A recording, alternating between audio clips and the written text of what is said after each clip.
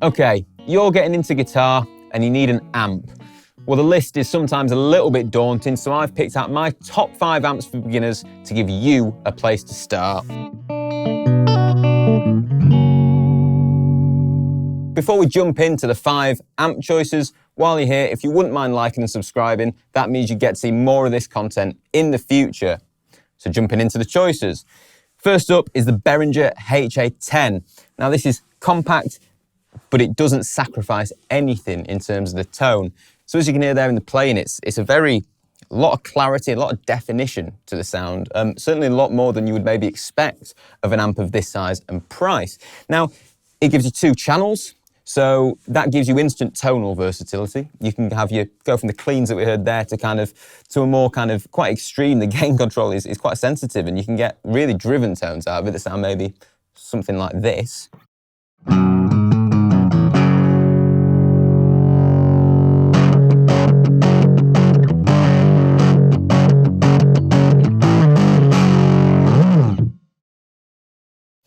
And that's fantastic. It's really a complete package of an amp, just in practice amp size and price. So you've got a 3-band EQ to sculpt your tone, volume, and then a dedicated gain for the second overdriven channel.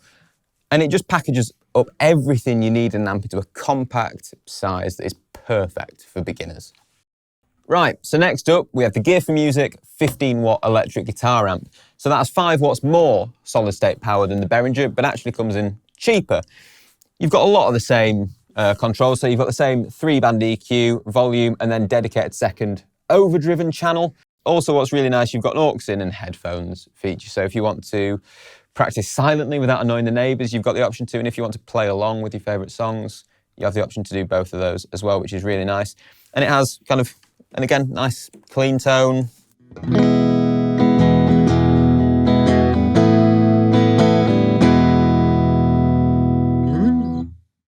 And equally the driven tone, has plenty of gain on tap.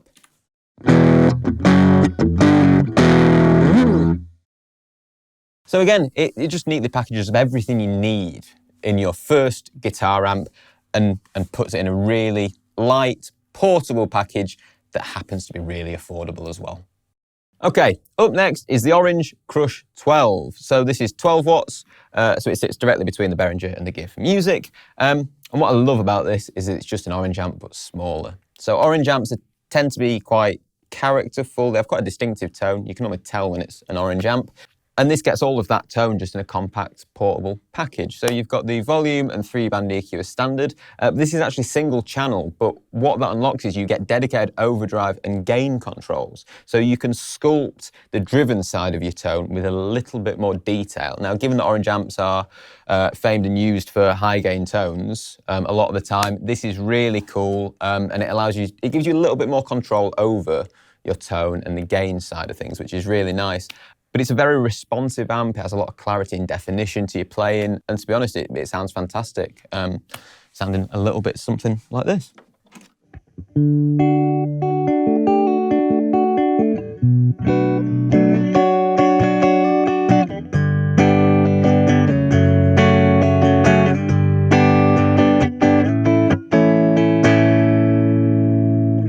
And if I just add in a little bit of grit, so I'm going to turn the overdrive up to about that's about 1 o'clock, and the gain to about 12 o'clock.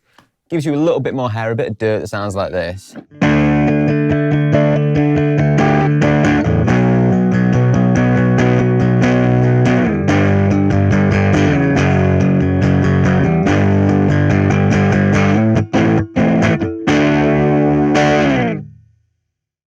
It's definitely an orange.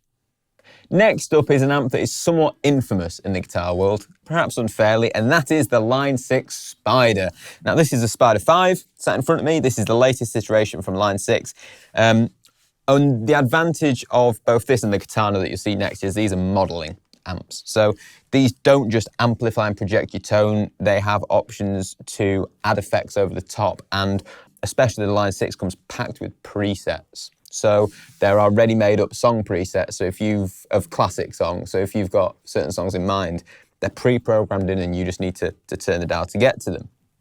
However, a lot of people think that it's gimmicky and that the core tone isn't good enough. And yet I think it stands up perfectly well on its own. You know, the cleans have a lot of clarity.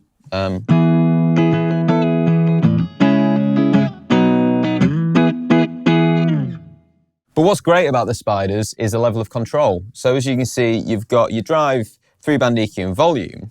But what's really cool about this is these two switches here, if you switch to the FX, it opens up, so these become multi-purpose controls. So you can then dictate the 3 selectable effects and the dedicated reverb control in the end there and compression. And this lets you get in and sculpt your tone to ridiculously deep levels, if I'm honest, especially for an amp at this price point. In amongst all these presets, don't worry, Insane is still in there.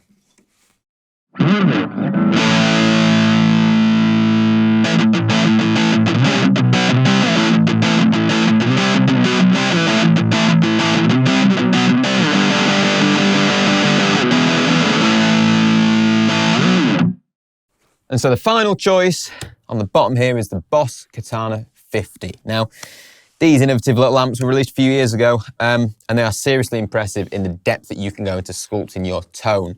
So as you can see, you've got all the classic controls. You've got your gain and volume, bass, middle, and treble, and then a dedicated effects section, which is excellent. So that these are dual concentric knobs, the first two, to give you your boost and your modulation, your FX and your delay, and then you've got a dedicated reverb knob on the end, which is really nice. And then you've actually got an attenuation control alongside your master volume. So these amongst them, as well as one of the big things, which is a knob so you can just quickly select amp type. So if you want to quickly go from crunch to clean to something high gain, there is a knob there that lets you just quickly switch on the fly. And these all combine in tandem to give you, the clean tone is lovely, it's really,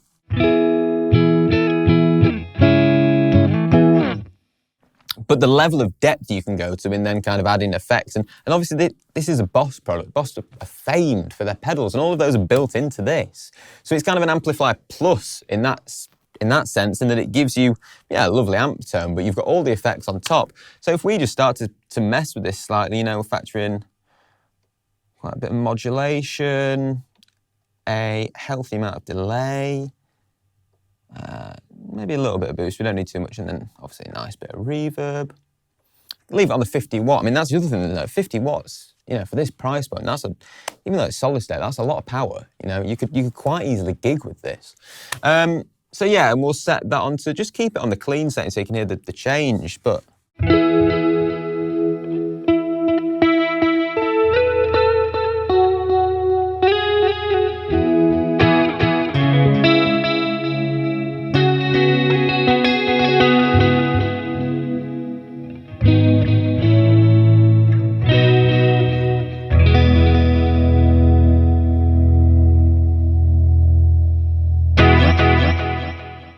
so as I say, if you're looking for something that maybe goes a little bit above and beyond in terms of sculpting your tone and adding effects, all within the amp, no external gear needed, then the Katana is a superb choice for that. And that rounds off this list. I think you've got 5 fantastic amps here, but all offer something different and therefore suit different types of guitarists and people that are looking for something quite specific in probably their first amp. However, if any of these have particularly impressed you, let me know in the comments, or if I've missed an obvious choice that you think should be on here, then let me know. If you've enjoyed this content, please like and subscribe. I've been Tom for Gear4music. Thank you for watching.